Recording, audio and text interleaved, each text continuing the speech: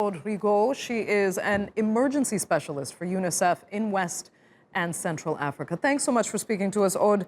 I mean, this is such a desperate situation you've described in this report, yet this remains a region that gets so little attention internationally. Why is that? Yes, indeed. There has been a lot of focus on the Central Sahel since the last months, but with a very strong security lens. And now, with this report, we would like to move the focus onto the children and the impact of this armed violence on children. And we know that when you have armed violence, there's a very big lack of access to social services. And the first people who are really suffering for this lack of access to social services are the children. It means no access to health, no access to education, no access even to protection. And as we mentioned, that protection is a critical element, and we need to really ensure that the children are not utilized, are not recruited, are not even abused during those situations. Furthermore, we need to ensure that all children's rights are respected and that we can bring back the children to a normal life. It means at school, with healthcare and so on. Right.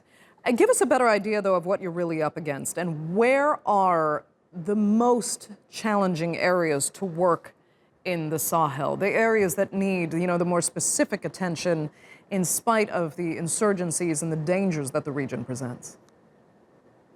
There's different areas. There's areas where access is very difficult. That's reality because we have armed violence there. We have military operations, but we still succeed via the communities and with national partners. We can succeed to provide life-saving activities. There's also buffer zones areas where you have the displaced person. You mentioned that more than 600,000 children are displaced among 1.2 million. And the reality, they are now in a buffer zone where they are hosted by host communities. And this is really critical to provide also assistance, but also social services to ensure that host communities and also displaced persons can access to social services.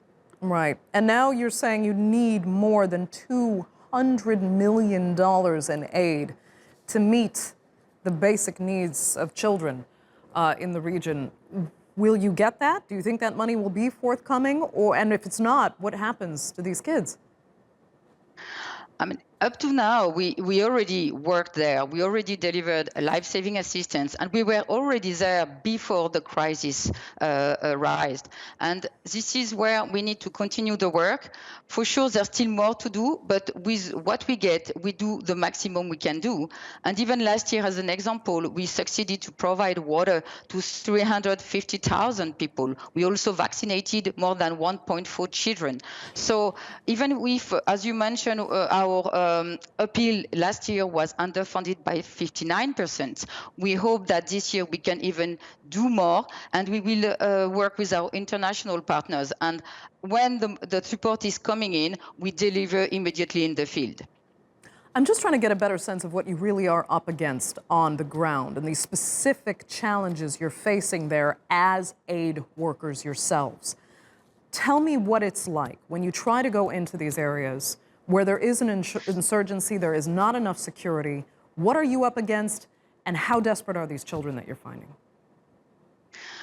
When you go to the field, I mean, you just need to imagine how is it difficult for families to leave their home, leave their livelihood, sometimes leave even their cattle. They lost everything.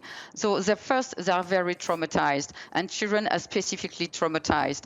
And they went to traumatic experience, some killings. There were some attacks on markets, and insecurity is real in the villages where the armed groups are active.